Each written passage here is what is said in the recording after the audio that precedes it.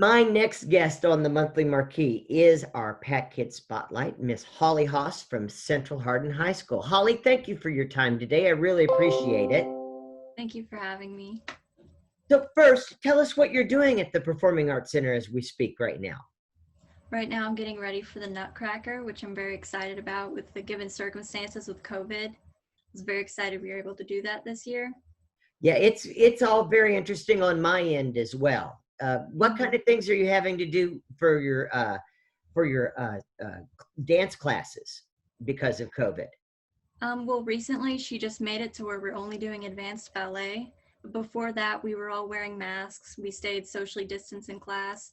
A lot of the times you do different groups at a time. She would clean the floors every time after class. It adds a lot of time onto the day, that is for sure. Yes, it does. Yeah. And what do you do?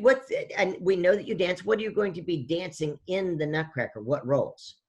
I will be dancing as a prologue fairy, Spanish, and I'm going to be a waltz flower. And how many years have you done Nutcracker now? This is going to be my 4th year. And what was your first role in Nutcracker? Oh gosh. It was an ice maid and a toy soldier. I was going to say, you didn't know there was going to be a test. Sorry. It's okay. So what have you learned from doing Nutcracker over the last 4 years?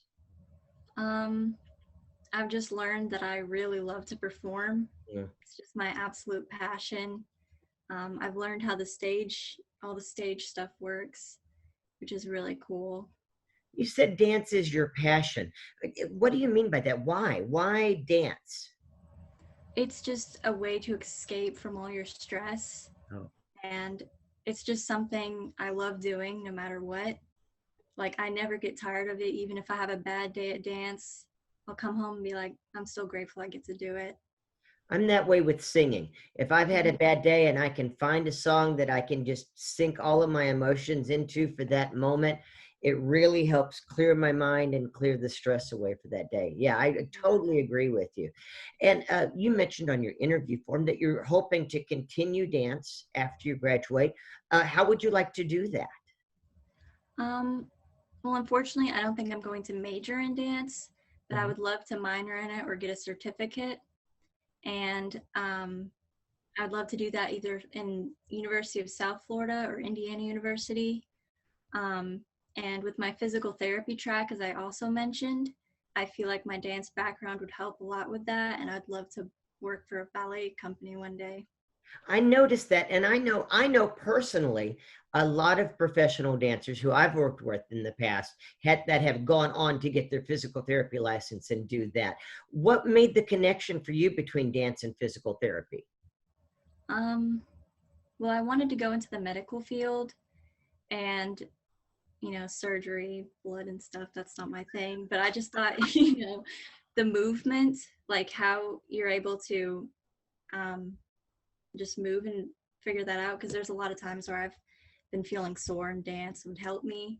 And I've learned that there's new things where people will actually incorporate dance or just some really light ballet exercises into physical therapy. Really? Oh, that is fascinating. Yeah. Yeah. And where do you want to study for physical therapy? I'm starting off at community college, but I would like to transfer to Indiana University or the University of South Florida. Gotcha. And community college is a great resource to us right now with everyone, get those necessary English and math and all of that stuff out of the way. Exactly. And you said you've been dancing with Shitter for about 4 years now? Mm-hmm. And did you dance before then or just jumped into it at that point? I did. So I danced at Center Stage when I was about 9. And I think that was 2 years. And unfortunately, I moved to a small city that didn't have dance. So I took a long break, but they had a theater program there. So I was part of that. And then I came back and I was able to join the studio. And it's just been an amazing experience. And Center Stage does a lot of great work too. We work with them every year as well, and they're wonderful as well. It's I don't think until people move away do they realize what they had. And with 3 dance schools in our area, along with Allegro and the Performing Arts Center, we do have a lot to offer, and that's been really special and really missed by a lot of people during everything going on with the pandemic right now. Mm-hmm.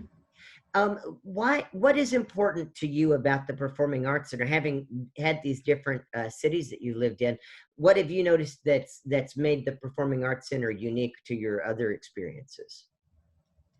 I'm just lucky that it's not something everybody is fortunate to have this huge studio. The theater I used to be with was very, very small. Hmm. And it's just so amazing to have a humongous audience, and just everybody you get to work with is so, they're so great. Yeah, I miss those humongous audiences. Yes. And right now we're, it's, not unlike what you said, you look at dance and you look at the future and you go, I want dance to be part of my life. But I'm also thinking about other things like physical therapy and helping in Mhm. the medical profession. We're looking at things, live performance is very important to what we do, but we would like to increase our audience through offering things on demand. And, we're kind of venturing in on demand like you're venturing into physical therapy. It's all about expanding your skill set in a lot of ways. I do say it's easier for someone your age to expand their skill set than it is for somebody my age. Mhm. But you look at somebody like Miss Sherry and how she's had to adapt to things right now. That I think that's a huge source of inspiration. It is. She's handling it so well. Better than our schools, though, I must say.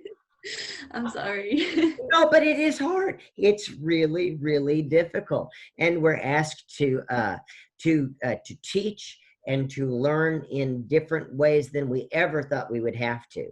And I think it'll be very interesting how what the new normal is on the other side of this. I think there will be a lot of things that we will keep. We're looking at on demand, and we hope to keep on demand and build upon that because it's a way to reach a greater audience. Mhm. You mentioned your passion, and I wanted to talk just a little bit because I know it's difficult right now. Just something about the friendships that you've made through dance. Yeah, I've made friends with, of course, the dancers. I've made friends with the stage crew, and it's very important to keep those relationships with people to be able to share that passion. And what do you see the theater and dance doing for those around you? Because I think sometimes it's hard to vocalize how it helps us personally, but through observation, I see it in other people. I see the wallflower that gains confidence and things like Yes. that. Have you seen anything like that as you've been working through dance and theater? Yes, I've seen that through other people, and I've definitely seen that in myself. I'm definitely at school the quiet, shy kid, but I'm able to just go out there and dance. And I've seen that with a lot of other people too. Like I said, um, they're just able to express something they might not get the chance to around other people. Have you found that your confidence on stage has had any impact on your confidence as a student or in a high school setting? I think so. Um, I'm not as afraid to speak up if I need to and just present myself in any way I need to.